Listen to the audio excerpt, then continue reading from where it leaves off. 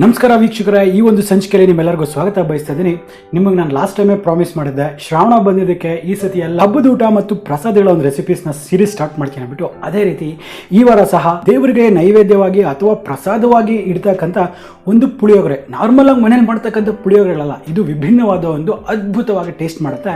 ಇದನ್ನ ಒಂದು ಆಂಧ್ರ ಶೈಲಿಯಲ್ಲಿ ನಾನು ಮಾಡ್ತಾ ಇದ್ದೀನಿ.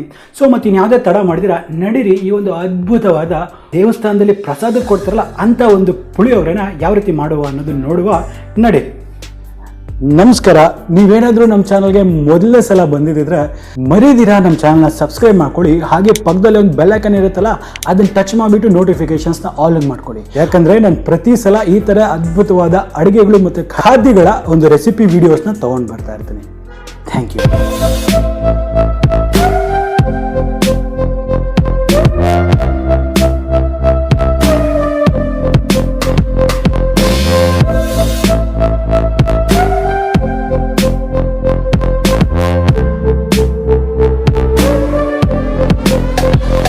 ಒಂದು ದೇವಸ್ಥಾನದ ಪ್ರಸಾದದ ಶೈಲಿಯ ಪುಳಿಯೋಗರೆ ಯಾವ ರೀತಿ ಮಾಡಬೇಕು ಅನ್ನೋದನ್ನು ನೋಡುವ.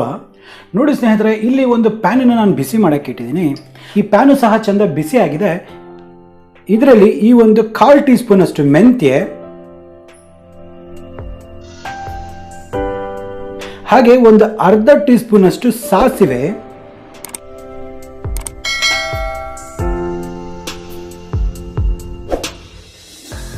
ಹಾಗೆ 1 ಟೀ ಸ್ಪೂನ್ ಅಷ್ಟು ಎಳ್ಳು,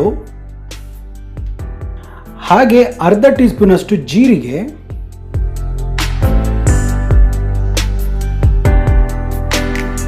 ಮತ್ತೆ ಒಂದು 1/4 ಟೀ ಸ್ಪೂನ್ ಅಷ್ಟು ಕರಿಮೆಣಸು.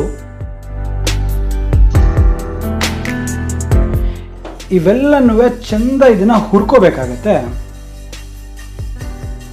ನೆನಪಿರಲಿ, ಎಲ್ಲವೇ ಒಳ್ಳೆ ಲೋ ಫ್ಲೇಮಲ್ಲೇ ಹುರಿಬೇಕಾಗುತ್ತೆ. ಯಾವುದೇ ಕಾರಣಕ್ಕೂ ಹೈ ಹೀಟಲ್ಲಿ ಇದನ್ನು ಹುರಿಯಕ್ಕೆ ಹೋಗಬೇಡಿ.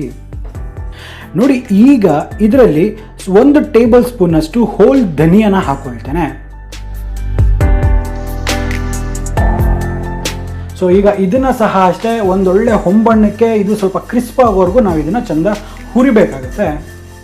ನೋಡಿ, ನೀವು ಇಲ್ಲಿ ನೋಡ್ತಿರ್ಬೋದು, ಇದೆಲ್ಲ ಒಂದೊಳ್ಳೆ ಕಂದು ಬಣ್ಣಕ್ಕೆ ಬಂದಿದೆ, ಒಂದೊಳ್ಳೆ ಘಮ ಸಹ ಬರ್ತಾ ಇದೆ. ಇಷ್ಟು ಮಾತ್ರ ಆದರೆ ಸಾಕಾಗುತ್ತೆ. ಸೊ ಇದನ್ನೆಲ್ಲವೇ ಈ ಪ್ಲೇಟಲ್ಲಿ ತೆಗೆದುಕೊಂಡ್ಬಿಡುವ. ನೋಡಿ, ಇವಾಗ ಈ ಮಿಶ್ರಣ ಕಂಪ್ಲೀಟ್ ಆಗಿ ತಣ್ಣಗಾದ್ಮೇಲೆ ಇದನ್ನ ಒಂದು ಫೈನ್ ಪೌಡರ್ ಆಗಿ ಮಾಡಿಕೊಂಡು ಬರುವ.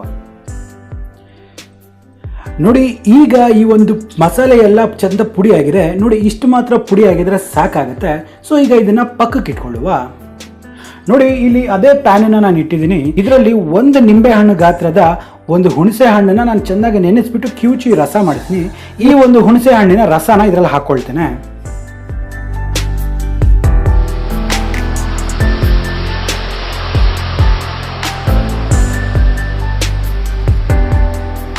ಇದರ ಜೊತೆಯಲ್ಲಿ ಅರಿಶಿಣ, ಮೆಣಸಿನಕಾಯಿ, ಇದು ನಿಮ್ಮ ಖಾರಕ್ಕೆ ತగ్గಟ್ಟಂಗೆ ಅಡ್ಜಸ್ಟ್ ಮಾಡ್ಕೋಬಹುದು. ಹಾಗೆ ಇದರಲ್ಲಿ ಒಂದು ಅರ್ಧ ಉಂಡೆಯಷ್ಟು ಬೆಲ್ಲನ ಚೆನ್ನಾಗಿ ಪುಡಿ ಮಾಡಿದ್ದೀನಿ, ಅದನ್ನು ಸಹ ಹಾಕೊಳ್ಳುವ.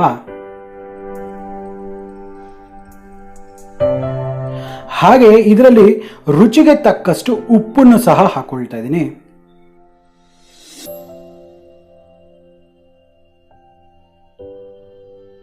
ನೋಡಿ, ಹಾಗೆ ಇದರಲ್ಲಿ ನಾನು ಒಂದು 2 ಟೇಬಲ್ ಸ್ಪೂನ್ ಅಷ್ಟು ಕಡಲೆಕಾಯಿ ಎಣ್ಣೆನ ಹಾಕೊಳ್ತಾ ಇದ್ದೀನಿ.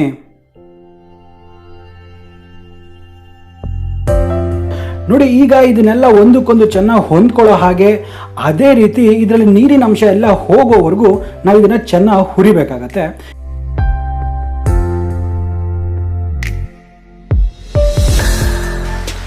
ನೋಡಿ, ಇಲ್ಲಿ ಈ ಗೊಜ್ಜೆಲ್ಲ ಚಂದ ಕುದೀತಾ ಇದೆ. ಸೊ ಈ ಸಂದರ್ಭದಲ್ಲಿ ಈ ಪೌಡರ್ ಏನು ಮಾಡ್ಕೊಂಡಿದ್ದೀವಲ್ಲ ಇದನ್ನ ಹಾಕೊಳ್ಳುವ. ಫ್ಲೇಮ್ನ ಲೋ ಮಾಡಿಬಿಟ್ಟು ಇದನ್ನ ಒಂದ್ಸತಿ ಮಿಕ್ಸ್ ಮಾಡ್ಕೊಳ್ಳೋಣ.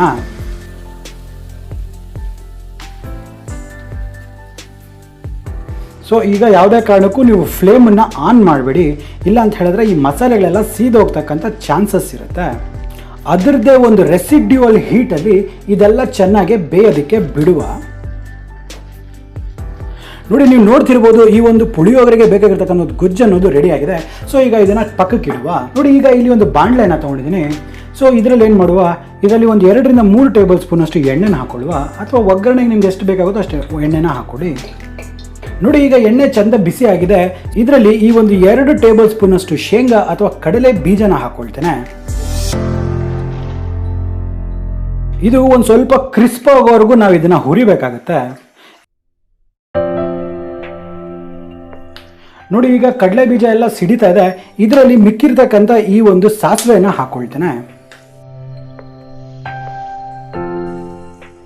ಹಾಗೆ ಈ ಒಂದು 1/4 ಟೀ ಸ್ಪೂನ್ ಅಷ್ಟು ಜೀರಿಗೆ, 1 ಟೀ ಸ್ಪೂನ್ ಅಷ್ಟು ಕಡಲೆಬೇಳೆ, 1 ಟೀ ಸ್ಪೂನ್ ಅಷ್ಟು ಉದ್ದಿನ ಬೇಳೆ, 3 ಎಸಳು ಕರಿಬೇವಿನ ಸೊಪ್ಪು, ಹಾಗೆ 2 ರಿಂದ 3 ಒಣಮೆಣಸಿನಕಾಯಿ, ಹಾಗೆ ಒಂದು ಸ್ವಲ್ಪ ಗಟ್ಟಿ ನಾನು ಕಾಂಪೌಂಡಿಂಗ್ ತೊಗೊಳ್ತೇನೆ, ಅದಕ್ಕಾಗಿ ಸ್ವಲ್ಪ ತೊಗೊಂಡಿದ್ದೀನಿ. ನಿಮ್ಗೆ ಇಷ್ಟ ಇದ್ರೆ ಇದನ್ನು ಹಾಗೆ, ಇಲ್ಲ ಅಂದರೆ ಸ್ಕಿಪ್ ಮಾಡ್ಬೋದು. ನಾನಿಲ್ಲಿ 1-2 ಚಿಟಿಕೆ ಅಷ್ಟು ಮಾತ್ರ ಹಿಂಗನ್ನು ಉಪಯೋಗ ಮಾಡ್ತಾ ಇದ್ದೀನಿ.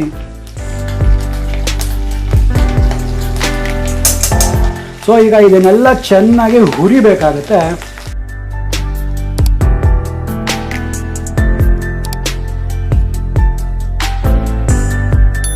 ನೋಡಿ, ಈಗ ಈ ಒಗ್ಗರಣೆ ಎಲ್ಲ ಪರ್ಫೆಕ್ಟಾಗಿ ಕುಕ್ ಆಗಿದೆ, ಎಲ್ಲ ಸಹ ಚಂದ ಕಂದು ಬಣ್ಣಕ್ಕೆ ಬಂದಿದೆ.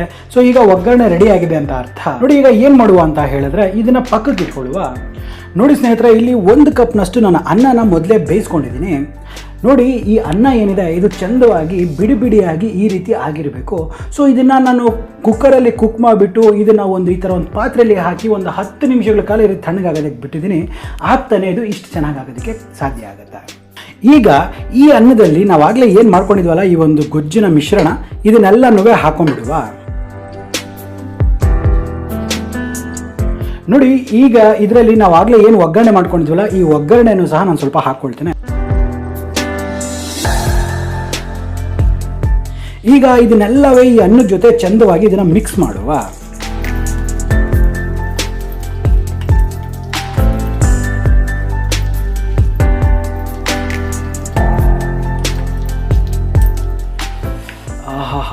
ನೀವು ನೋಡ್ತಾ ಇರ್ಬೋದು, ನೋಡ್ತಾ ಇದ್ರೇ ಬಾಯಲ್ಲಿ ನೀರು ಊರ್ತಾ ಇದೆ, ಅಷ್ಟು ಅದ್ಭುತವಾಗಿ ಇದಾಗಿದೆ.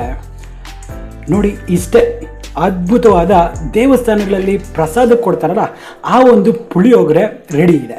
ಸೊ ಇದನ್ನು ತುಂಬ ಹೆಚ್ಚಾಗಿ ಆಂಧ್ರ ಸೈಡ್ ಇದನ್ನು ತುಂಬ ಮಾಡ್ತಾರೆ.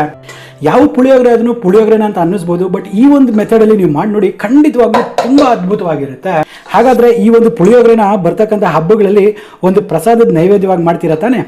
ಇಷ್ಟ ಆಯ್ತಾ? ಇಷ್ಟ ಆಗಿದ್ರೆ ನಮ್ಮ ಚಾನಲ್ನ ಸಬ್ಸ್ಕ್ರೈಬ್ ಮಾಡ್ಕೊಳ್ಳೋದನ್ನ ಮರಿಬೇಡಿ.